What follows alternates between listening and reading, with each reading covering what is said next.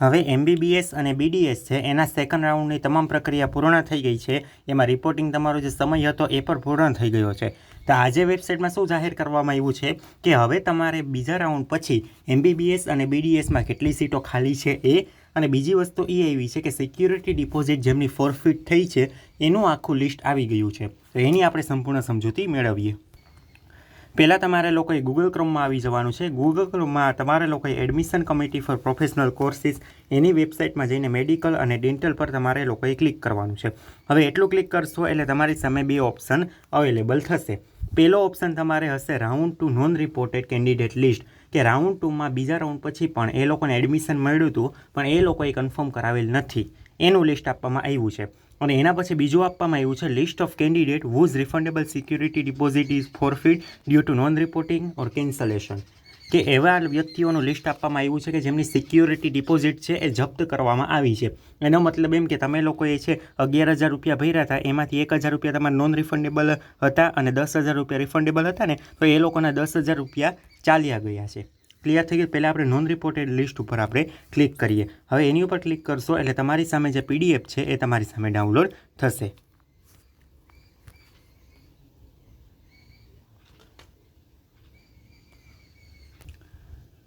હવે આ PDF છે એમાં તમે લોકો સંપૂર્ણ બધી માહિતી જોઈ શકો છો કે ભાઈ કયા લોકોએ છે આમાં કન્ફર્મ કરાવેલ નથી. તો તમે લોકો છેલ્લે જોશો તો કેટલા વ્યક્તિઓએ સીટો ખાલી છે એ તમને લોકોને આમાં બતાડશે.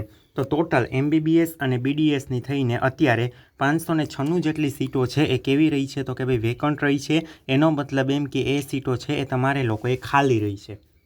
આની પહેલાં તમે લોકોએ જોયું હતું કે ભાઈ પહેલો રાઉન્ડ પૂરો થઈ ગયો હતો ત્યારે 1100 જેટલી સીટો ખાલી હતી, પણ હવે તમારે બીજા રાઉન્ડ પછી 596 જેટલી સીટો ખાલી છે. હવે એ સીટો તમારે લોકોને ત્રીજા અને જે ચોથો રાઉન્ડ એટલે કે સ્ટ્રે વેકેન્સી રાઉન્ડ છે એમાં ફિલ થશે. 596 છે MBBS BDSની થઈને છે, ખાલી MBBSની નથી. ક્લિયર થઈ ગયું. હવે આપણે લોકો છે એ બીજું જોઈએ. હવે આપણે જોઈએ કે લિસ્ટ ઓફ કેન્ડિડેટ કે જે લોકોની સિક્યુરિટી ડિપોઝિટ ફોરફિટ થઈ ગઈ છે એનું આખું લિસ્ટ છે એ આમાં આપવામાં આવ્યું છે અને એની PDF છે એ તમારી સામે ડાઉનલોડ થઈ ગઈ. હવે તમે લોકો જોઈ શકો છો કે ભાઈ કેટલા પાનાની PDF છે તો કે ભાઈ ટોટલ 599 કેન્ડિડેટ છે એની સિક્યુરિટી ડિપોઝિટ છે એ આ વખતે ફોરફિટ થઈ ગઈ છે. વિચાર કરો, 599 સ્ટુડન્ટ. તમે લોકોએ ગવર્મેન્ટને સારી એવી આવક કરાવી દીધી છે, તમે લોકોએ સહકાર આપ્યો છે. એડમિશન કમિટી છે એના વિકાસમાં તમે ખાસ કરીને ભાગીદાર છો. ઘણી વખત કીધું હોય તમને, તમે વિડીયો જુઓ, આ જુઓ તે જુઓ, ચોઈસ ફિલ્મમાં ના ખબર પડે તમારી પાસે, અત્યારે બધા પાસે ટેકનોલોજી અવેલેબલ જ છે. યુટ્યુબમાં ઘણા વિડીયો આવે છે, ગૂગલમાં માહિતી મળે છે, એડમિશન કમિટીવાળા ચોખ્ખું લખે છે, તો પણ તમે લોકો આ કોલેજ પસંદગીમાં ભૂલ કરી નાખો છો અને તમારા લોકોના 10,000 રૂપિયા વયા જાય છે અને સરકારને કેવડી આવક થઈ તમે ખાલી વિચારો. તમે 10,000 લેખે ગણો છો ને એટલે તમે ઓલરેડી હિસાબ કરો છો ને તો કેવડો રૂપિયો થાય છે તો કે ઓલમોસ્ટ છે એ સરકારને આનાથી 60 લાખ રૂપિયાની આવક થઈ છે. વિચાર કરો. અમે તમને કહેતા હોય કે ભાઈ તમને લોકોને ખરેખર ન સમજ પડતી હોય તો તમે અમારા લોકોના જે પેઇડ કાઉન્સેલિંગ છે એમાં પણ જોડાઈ શકો છો. અમે વિડીયો પણ એ રીતે બનાવીએ છીએ કે જેથી તમને લોકોને બધી માહિતી મળી જાય. છતાં પણ તમે લોકો એટલી ભૂલો કરો છો, એટલી આવક. વિચાર કરો, 60 લાખ રૂપિયા એટલે ક્યાં વાત ગઈ. ઘણા બધા હવે નવા કોમ્પ્યુટર એ લોકો વસાવી લેશે. કેવડો ખર્ચો સરકારને નીકળી ગયો. એ વસ્તુ ખાસ ધ્યાનમાં રાખો. અમે જ્યારે તમને લોકોને કહેતા હોઈએ કે ભાઈ માની લો કે તમારી પાસે ટેકનોલોજી છે, હવે તમારી પાસે ટેકનોલોજી છે તો તમે એક તો યુટ્યુબમાં બી ઘણા બધા વિડીયો અવેલેબલ છે, તમને પણ ખબર છે, તો એ જોઈને પણ તમે લોકો કોલેજ પસંદગી કરી શકતા હતા. બીજી વસ્તુ એ પણ તમારી પાસે ત્યારે 5 મિનિટનો પણ સમય નહોતો, તમે વ્યસ્ત હતા, તમારા કામમાં બહુ વ્યસ્ત હતા ને, એટલે તમારી પાસે એક ટકોય સમય નહોતો.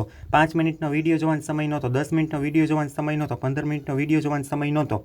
ત્યારે સ્પષ્ટ રીતે મેં બી જ્યારે વિડીયો બનાવ્યો હતો ત્યારે મેં કીધું હતું કે ભાઈ તમારે જે કોલેજ જોતી હોય એ જ એડ કરવાની છે. હજી ત્રીજો રાઉન્ડ છે એમાં તો તમારે હજી ઘણા નિયમો બદલાવાના છે. ત્રીજા રાઉન્ડમાં ડિપોઝિટ પણ જશે, પણ બીજી ઘણી બધી વસ્તુઓ પણ તમારે જશે. એટલે ધ્યાન રાખો, 10,000 રૂપિયા કંઈ નાની એવી રકમ નથી. તમારા વાલીને પૂછો 10,000 રૂપિયા ક્યારે થાય અને તમે ખોટા જવા દો છો. અમારું જ્યારે અમે કહેતા હોય ને પેઇડ કાઉન્સેલિંગ, કે ઘણા લોકોના મેસેજ આવતા હોય કે ભાઈ તમારી ફી તો બહુ ઊંચી છે ને, તમારી ફી તો આમ છે ને તેમ છે ને, અમને પરવડે એમ નથી. તો તમને 10,000 ગયા એ તમને પરવડે, પણ આ પેઇડ કાઉન્સેલિંગની ફી તમને નથી પોહાતી. એવા ઘણા લોકોએ પ્રશ્ન કર્યા છે. એટલે સેકન્ડ રાઉન્ડથી પણ ઘણા લોકો અમારી સાથે જોડાયેલા હતા. જો ત્રીજા રાઉન્ડથી પણ તમારે લોકોને જોડાવવું હોય તો હજી તમને છૂટ છે. ત્રીજા રાઉન્ડ તમારા માટે કોમ્પ્લિકેટેડ રહેવાનો છે. પછી તમને મળશે તોય તમે નહીં ભાગ લઈ શકો, નહીં મળે તો પણ તમે આગળ ભાગ નહીં લઈ શકો. કોલેજ પસંદગીમાં થશે બહુ ભૂલ, ડિપોઝિટ પણ જશે અને બીજી વસ્તુ પણ જશે. ક્લિયર થઈ ગયું? તો આની ઉપર તો આપણે જેટલું બોલીએ એટલું ઓછું છે, પણ હવે દરેકને વિનંતી છે કે હજી તમે લોકો છે ને ત્રીજો રાઉન્ડ આવે ત્યારે બધા વિડીયો છે, જે પણ વિડીયો તમને અનુકૂળ આવતો હોય જે બી ચેનલમાં, એ તમે વ્યવસ્થિત જુઓ પહેલાં, એને અનુરૂપ ચોઈસ ફિલિંગ કરો. જો તમને એમાં બી ના ફાવતું હોય તો તમે અમારી સાથે પેડ કાઉન્સેલિંગમાં જોડાઈ જાઓ. તમામ અપડેટ છે અમે તમને પર્સનલ આપીએ છીએ. ક્લિયર થઈ ગયું? તો જો તમારે પેઇડ કાઉન્સેલિંગમાં જોડાવવું હોય તમારે શું કરવાનું, નીચે ડિસ્ક્રિપ્શન બોક્સમાં બંને વોટ્સએપમાં નંબર આપેલા છે, એ બંને વોટ્સએપમાંથી કોઈ એક નંબરમાં મેસેજ કરવાનો છે. એટલે તમને લોકોના PDF મળી જશે ને તમે લોકો અમારી સાથે જોડાઈ શકશો.